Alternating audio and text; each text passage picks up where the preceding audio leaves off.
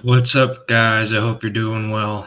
Please excuse the hair. I just got back from the gym, but while I was eating, I was reading an article about the EPA and some of the new regulations that they're talking about for coal. So let's get right into it, and I'll set up the screen share. And boom. Make sure.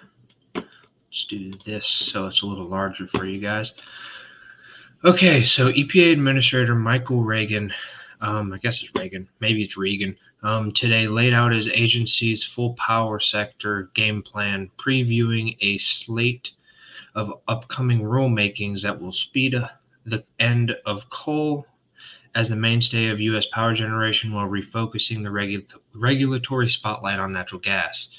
Um, okay, one of my biggest things, especially with energy, right, is I'm all for transitioning to other versions of energy. I mean, like, as long as it's arguable whether or not it's more efficient. I've seen conflicting data, and that's part of the reason why I do these videos is I plan on actually going through some of the data that I find and talking about it and getting feedback and actually, like discussing and learning something, so that it's not just a purely political issue.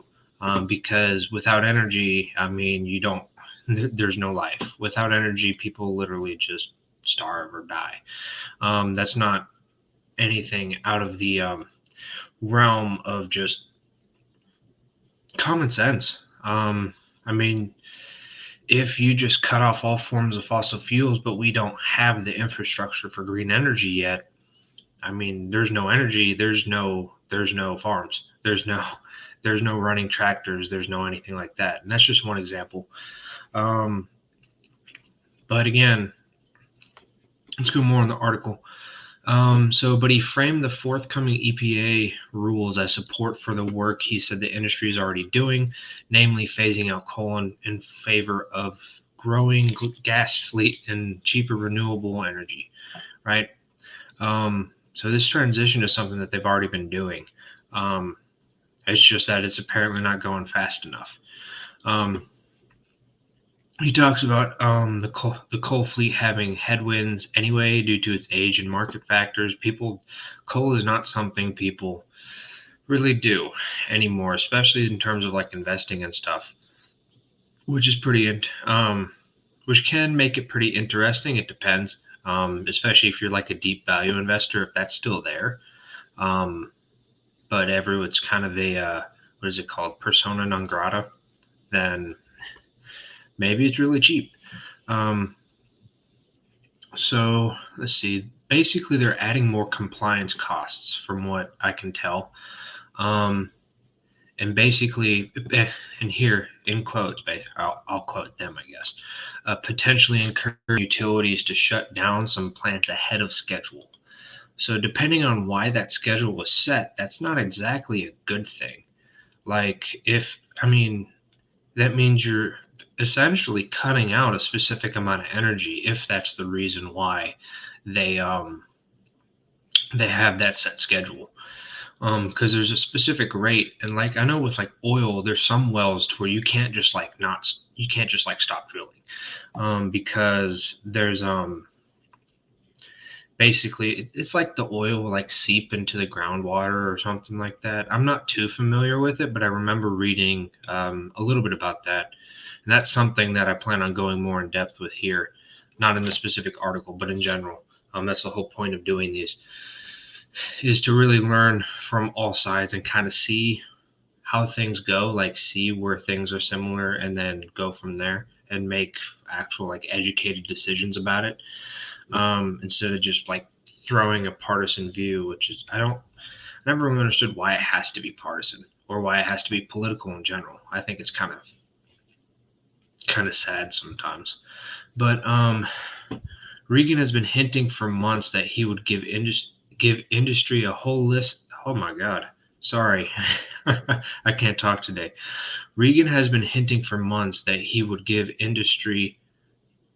Okay, maybe I can talk. It's just that he would give industry a holistic picture of EPA's thinking on power plant regulation to give companies a chance to make informed investment decisions, which might include retiring older plants rather than spending on upgrades. So, like a lot of the regulations, too, you have to upgrade the old plants, obviously. I was talking to one guy that I happened to go to a specific plant for what I do for work because they're doing a survey.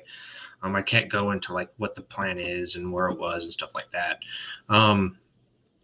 But he basically spent like 20 years like climbing coal stacks. And I was talking to him about some of this stuff, which was really interesting, and like what he would have to put in. He's like, he went back to like the same plant like almost every other year because he had to do like new things on the smokestack just to fit the new regulations and stuff like that. Adding more compliance costs, and essentially making coal or making just that energy form more expensive anyway, because you're increasing the input costs for whatever that industry may be. In this case, coal. One of the things I learned from this article was in this section here in the clean air rules. So the good neighbor requirements. I mean, it makes sense. I never knew this was an actual like thing, to be honest. I'm relatively new to actually looking into like the news for green energy. A lot of my stuff was more like the scientific background and looking into the physics behind it, at least when I was in college. But I mean, yeah, basically, you don't want to produce a whole bunch of pollution in one area and have it basically, like in this case, like blow over to another state, which seems to be this whole good neighbor requirements and stuff like that, which I don't see how that's necessarily a bad thing. And then water rules, basically talking about ending coal ash pollution so that it doesn't pollute surrounding groundwater or lakes, which I mean, especially with like pollution and everything else, I don't see anything wrong with, I mean, who wouldn't want the planet to be more clean? My problem is like, when it's more of a political issue and not just like cleaning up everything. I mean, like pollution is pretty much, I don't see where pollution could really be good anywhere. But like sometimes it's a really what is that thing? I think it's Thomas Sowell who says it a lot, or who said it a lot. I don't remember if he's still alive or not. But there are no solutions, only trade-offs. So I mean, yes, pollution is bad, but does that mean there should be absolutely no pollution? Well, if that means that, food production in the United States goes to like 5% of what it used to be, is that really worth no pollution? Maybe, maybe not. I don't know. I haven't actually I mean, you need a hell of a lot of data to make that decision.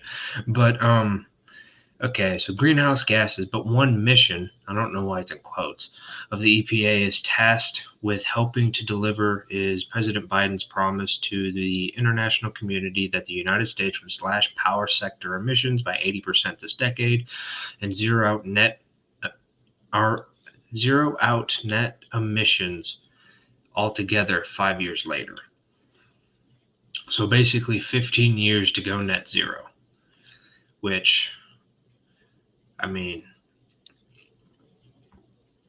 okay, if you can actually do that. And then here's like where that pledge, which did not figure at all in Regan's CERA week speech, has been jeopardized by Congress's inability to pass Biden's climate investment agenda as part of the Build Back Better Act, and it is likely to be thrown into even greater doubt by a Supreme Court ruling this June that will almost certainly constrain how EPA can use the Clean Air Act to limit power plant carbon dioxide emissions.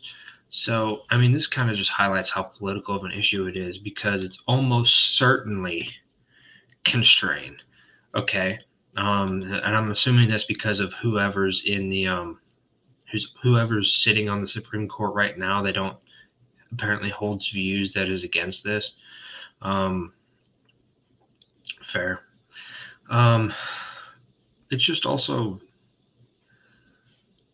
whenever you're reading news sources and stuff, and one thing that I've noticed is you really have to pay attention to bias.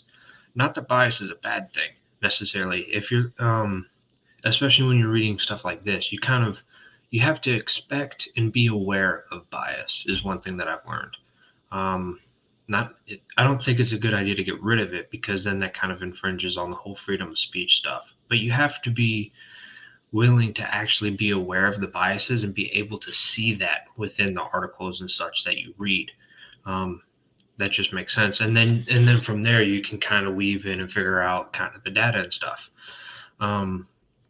So the existing new power plant rule sets emissions limits at a level that can easily be achieved by gas plants, while requiring new coal plants to use partial carbon capture and storage to control emissions. The rule survived Trump administration because no new coal plants are in the construction pipeline. Okay. Another thing that you can see with articles and stuff, it says easily. Says who. And there's no data or anything else. But I mean, like, I don't really expect to see data from this kind of article. And this was published yesterday or today? The 10th. So last Thursday, if you look at the time whenever this went, or whenever this streamed. So yeah. So pretty much new. But yeah, that's all for this one. I guess the biggest takeaway is to expect, at least from their point of view, expect more regulations on the coal industry, which isn't a big surprise, considering the whole ESG narrative and stuff like that. Not giving it credence or discrediting it in general. Just it's a statement of fact. That seems to be the popular kind of narrative today. And so regardless if you believe it's true or not, this is to be expected. So yeah, that's all I got for this one. I hope you guys have a good day, and I'll see you on the next